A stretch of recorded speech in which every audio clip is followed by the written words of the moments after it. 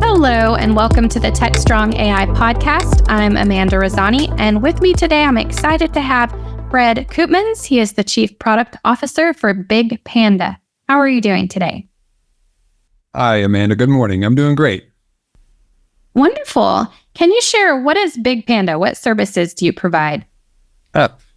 Big Panda is an AIOps company.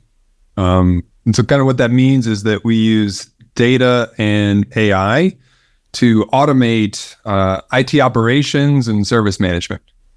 So kind of there's the people that build applications and infrastructure, and there's the people that operate and service those applications and infrastructure.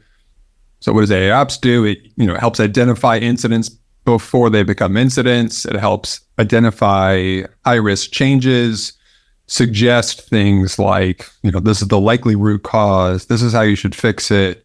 Here's how to make sure it doesn't happen again and again and again. And so there's a whole army of people in large enterprises whose job and responsibility set that is.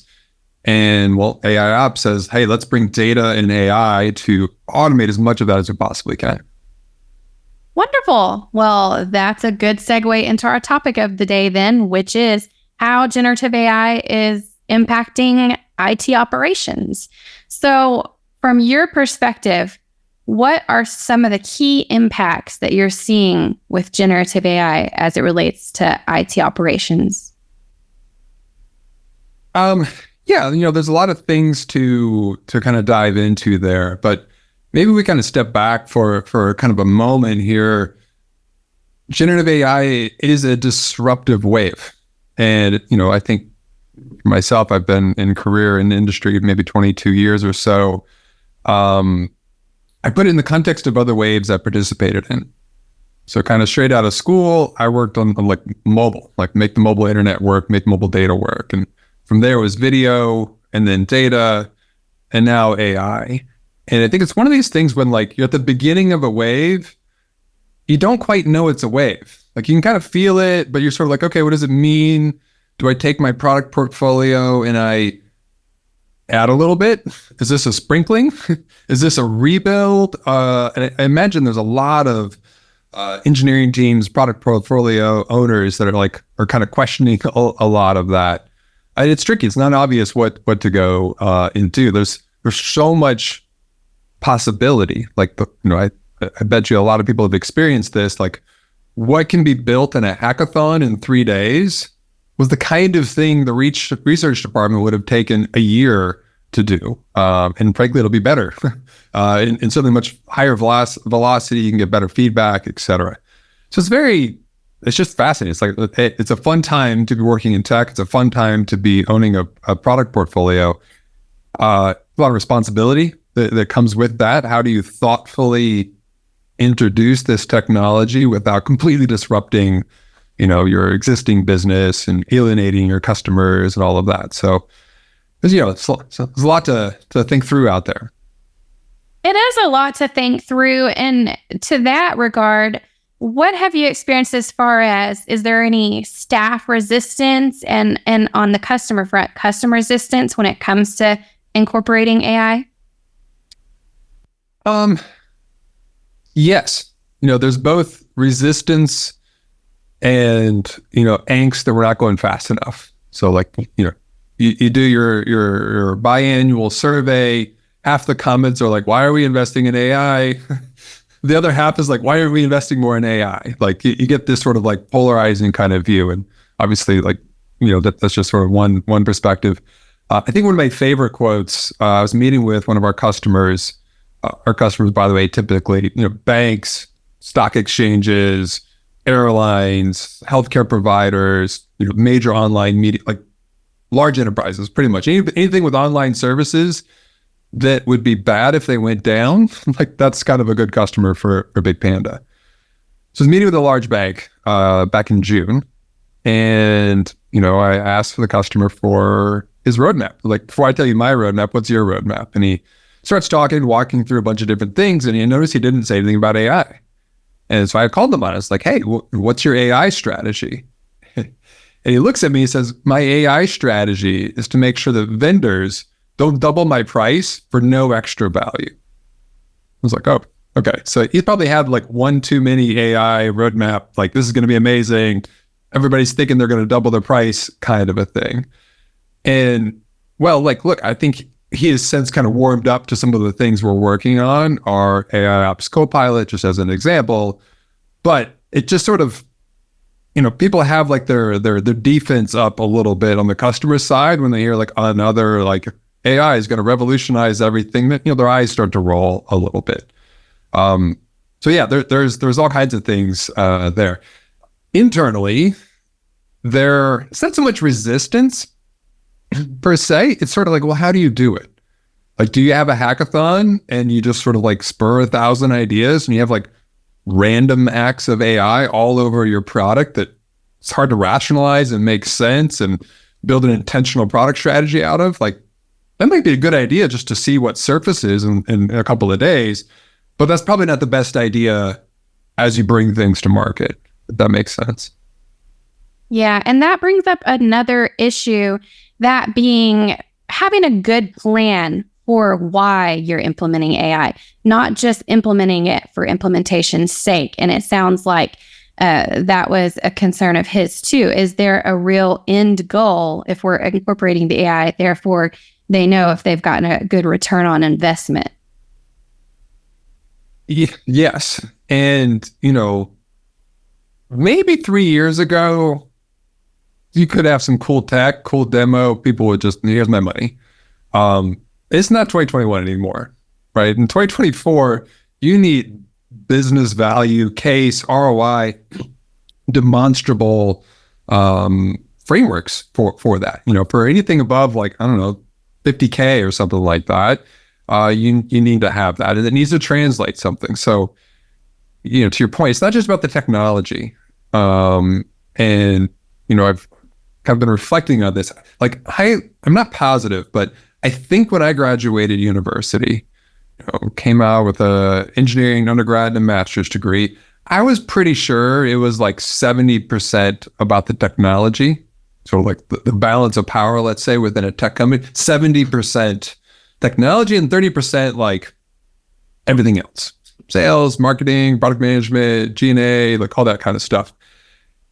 And I think I've subtracted like a couple percentage points from that every year of my career. Like, I think it's like maybe 30% about the technology. Oh, Gen AI is a huge sort of leap forward in what's possible that unlocks a lot of things. But, good old fashioned product management, persona identification, business value assessments. Like, I got this cool tech that is going to reduce your operational load, saving you a certain amount of CapEx and OpEx. Like, you got to translate it into their language because your buyer, like, okay, and by the way, my whole career has been in enterprise. So things could be wildly different in consumer spaces or in a space where like your buyer is an engineering team that buys the technology directly. That's different. But for me, I've always sold to, large enterprises, the IT side or something like that. Is a little bit different there. You got to translate it into business value that they can kind of take to their CFO and sort of say, we buy this software and here's the ROI we get and here's the payback, and it's got to be in business terms. Like Gen AI, it's like, the geeks get excited about that part. The economic buyer that writes the check wants to see the ROI. You got to model it out for them. Yeah, every step in the process is very important, and it comes down to good communication. Yes. And well, that's internal as well. I think there's something, I kind of go back to that thought of like, okay, when you have an established business of some form, whether you're at 50 million or, 500 million or beyond in revenue, you have some form of established business. And it's been a little while since you've done a 0 to 1 thing as a company. You're well past that. And now you come in with some new technology and like, well, how do you even get started on that? Is this just a couple of feature enhancements that you're going to sprinkle around your product? Maybe. And maybe that's fine. But it's also possible you're missing something if that's the only approach that you take. It's also possible that if you kind of start with a blank sheet of paper and reimagine, like I was building this product space today or going after like broadly the same market, how would I build it and what would I do differently? And that's not only a technical thing, it's sort of like, who would I hire differently? What does my org chart need to look like? Where are the 0 to 1 people? Do I have 0 to 1 people in this organization? Are they working on this project?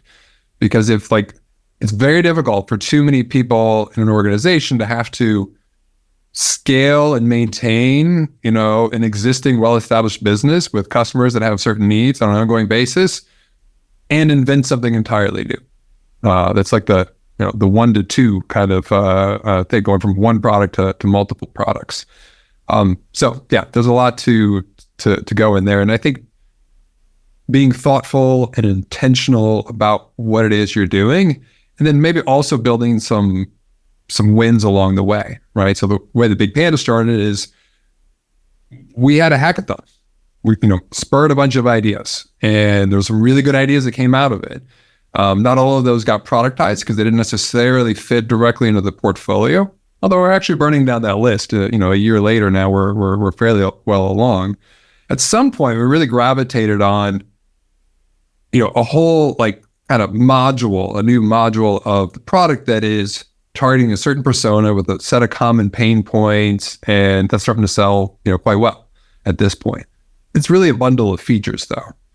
But that led us to our next thing, which is like, okay, let's rethink things like generative AI, with a interactive natural language user interface, probably running in Slack or Microsoft Teams with access to lots of data. That's exactly the kinds of things we do, but it's a different orientation. And so we've actually built a Copilot. Lots of people building Copilots out there, but I actually think that's okay. I think that a highly specialized Copilot that's specialized to a specific persona makes a lot of sense. Like if you think about it, our workforce is very specialized. And I don't just mean like legal and finance. I mean, within legal, you have privacy attorneys, and you have like a whole different variety of these things, and they can sniff out an imposter in a half a second, or some sort of generic kind of Copilot in a half a second. They need to say, hey, this is the data that needs to be trained on. This is the language that we use. These are our use cases. If you can build a highly specialized Copilot that's just right for kind of my set of use cases and needs, that's far more interesting than a generic, company-wide kind of Copilot.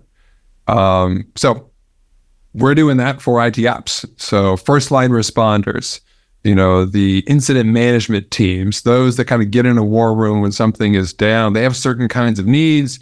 That's pretty common from one enterprise to the next.